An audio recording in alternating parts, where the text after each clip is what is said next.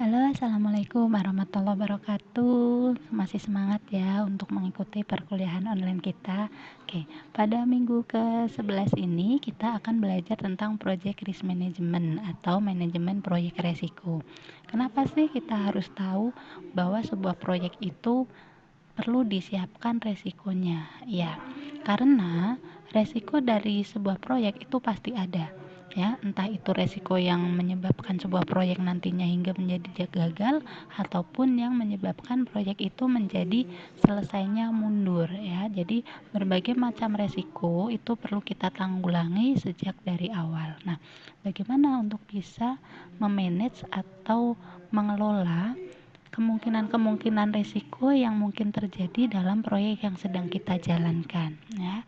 Nah, pada pertemuan ini kita akan mempelajari hal tersebut ya. Jadi, teman-teman harus tahu dulu apa sih itu risiko pada sebuah proyek.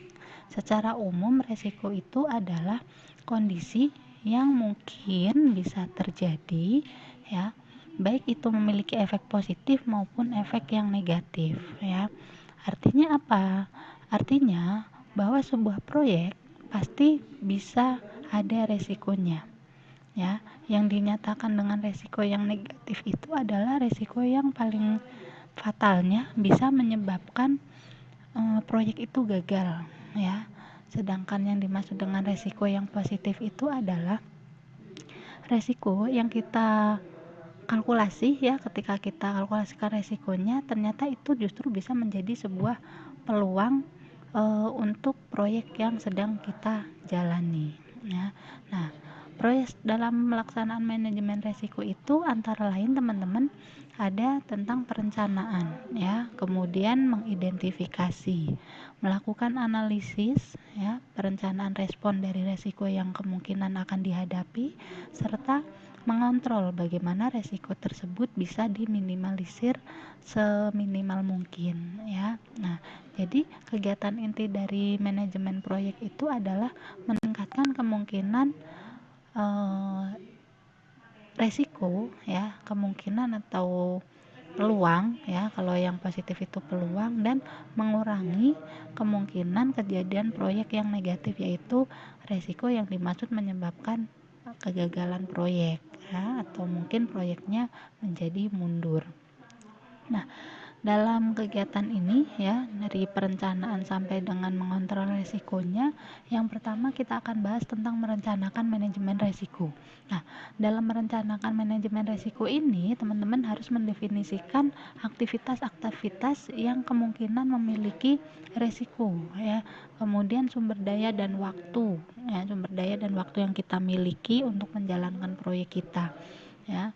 Kemudian ada juga bahwa resiko yang akan kita tanggung itu juga harus apa ya istilahnya, resikonya itu sepadan ya dengan kepentingan proyeknya. Artinya apabila kemungkinan resiko untuk gagal dari sebuah proyek itu sangat besar, maka alangkah baiknya kita reschedule dari pelaksanaan proyek, misalnya seperti itu ya.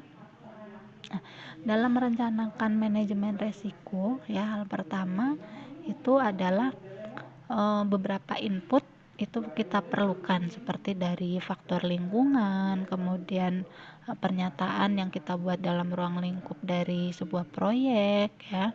Nah, apa saja teknik yang bisa kita gunakan untuk mengolah input-input ini? Bisa dengan melalui perencanaan meeting secara berkala ya, untuk memperoleh analisis-analisis yang mungkin terjadi. Kemudian outputnya apa?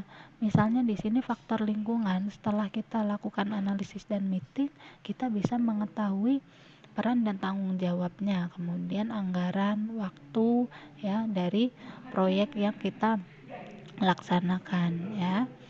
Ya, kemudian kegiatan kedua yaitu mengidentifikasi.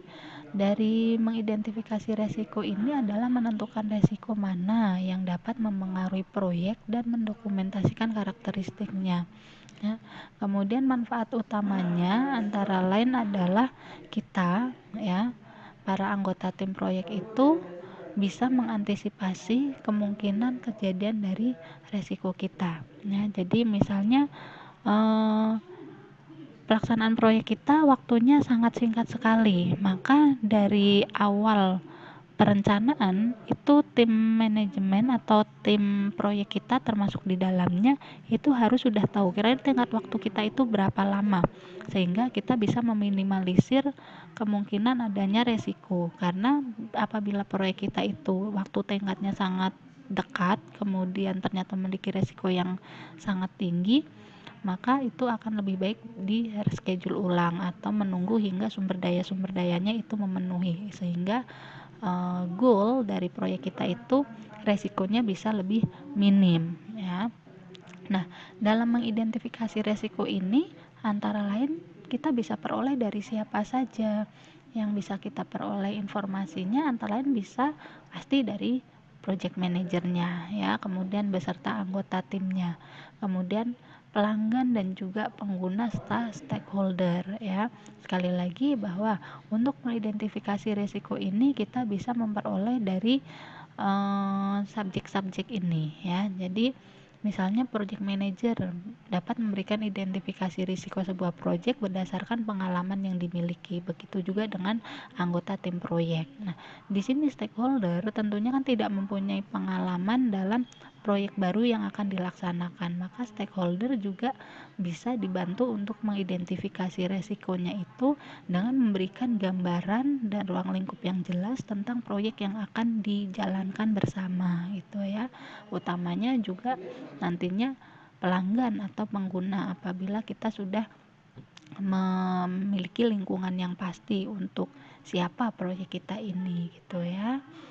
Nah, dalam kegiatan mengidentifikasi resiko masih sama, ada input, teknik, dan output. Salah satunya misalnya dalam mengumpulkan ya pernyataan dari ruang lingkup proyek. Nah, kita bisa salah satunya dengan melakukan interview ya, atau kalau dari faktor-faktor lingkungan kita bisa menggunakan SWOT ya untuk mengidentifikasi kemungkinan atau kita memperoleh informasi keunggulan dan kelemahan dari organisasi ataupun proyek kita itu, lemah dan lebihnya itu ada di bagian mana ya.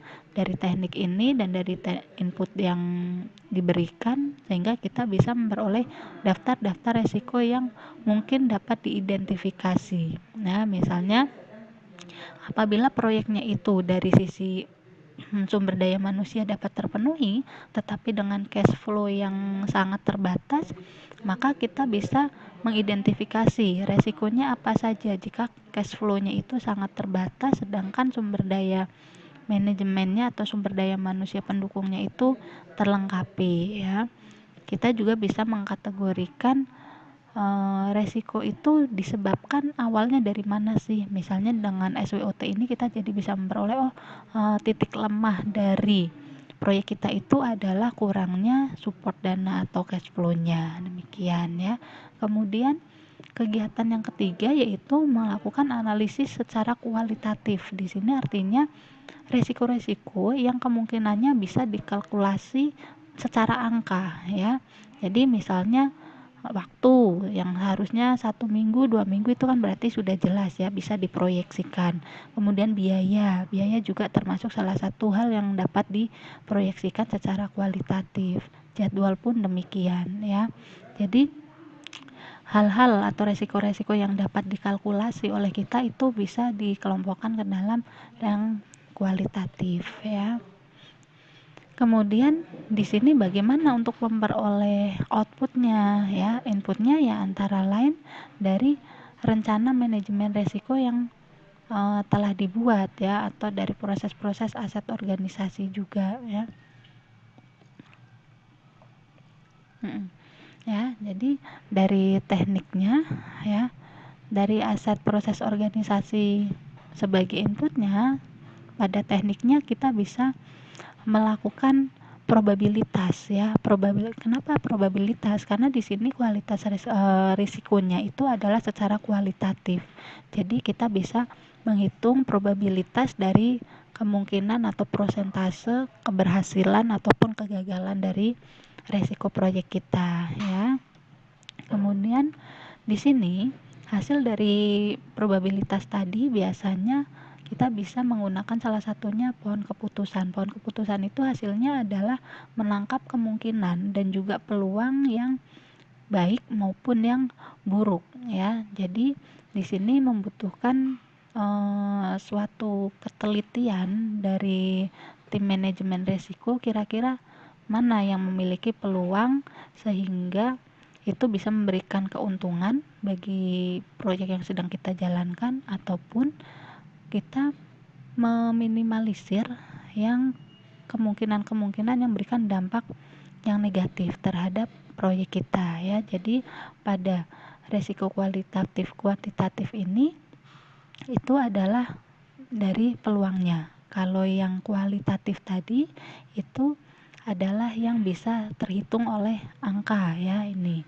Sedangkan kalau yang kuantitatif itu adalah dia diurutkan berdasarkan prioritas ya. Jadi dari pernyataan-pernyataan yang sudah kita peroleh, kita akan membuat sebuah pohon keputusan. Jadi bukan hal yang berdasarkan kalkulasi ya. Jadi di sini untuk menentukan keputusan ketika beberapa kondisi itu tidak pasti ya. Kondisi tidak pasti itu biasanya pengaruh dari lingkungan luar proyek. Nah, seperti lingkungan masyarakat ataupun peraturan perundangan dari pemerintah yang kemungkinan akan dapat berubah sewaktu-waktu sehingga itu berpengaruh terhadap proyek kita. Nah, itu termasuk adalah risiko yang kuantitatif ya. Nah, masih sama untuk input teknik dan outputnya ya. Nah, kalau yang inputnya ini kurang lebih sama, tekniknya yang berbeda ya. Kalau tadi dengan secara statistika probabilitas, kalau di sini ada istilah yang IVM ya, atau bisa juga menggunakan modeling dan simulasi. Ya, bisa juga berupa pohon keputusan. Pohon keputusan ini inputnya adalah kemungkinan iya, tidak, ataupun baik, buruk, atau variabel-variabel yang dapat mempengaruhi keputusan bahwa itu harus dijalankan atau tidak ya. Kemudian perencanaan respon dari resiko kita. Nah, ini adalah diperoleh dari hasil risiko kualitatif dan juga kuantitatif yang telah diperoleh sehingga kita bisa mempersiapkan respon dari resiko yang diperoleh ya. Di sini mengembangkan pilihan-pilihan dan menentukan tindakan ya. Jadi tindakan dan pilihan yang akan kita putuskan itu adalah berdasarkan pada hasil analisis risiko, baik itu risiko yang kualitatif maupun yang kuantitatif ya. Teknik yang bisa digunakan antara lain adalah strategi risiko negatif atau ancaman ya. Jadi bisa juga di sini dari tindak lanjut SWOT-nya yang kita miliki ya. Maka outputnya apa? Outputnya bisa berupa project management plan ya, artinya diperbaiki ya. Kemungkinan misalnya tadi waktunya itu ternyata sangat mepet, setelah dianalisis resikonya maka project management plan-nya harus segera diperbaiki agar mencapai perwujudan dari project kita ya. Nah, yang keenam adalah pengendalian dan monitoring. Nah, ini dilakukan itu setelah selesai semuanya sehingga pada akhirnya dievaluasi keefektifannya dari manajemen risiko ini sambil proyeknya itu tetap berjalan, dan sepanjang dijalankan itu selalu dilakukan monitoringnya ya.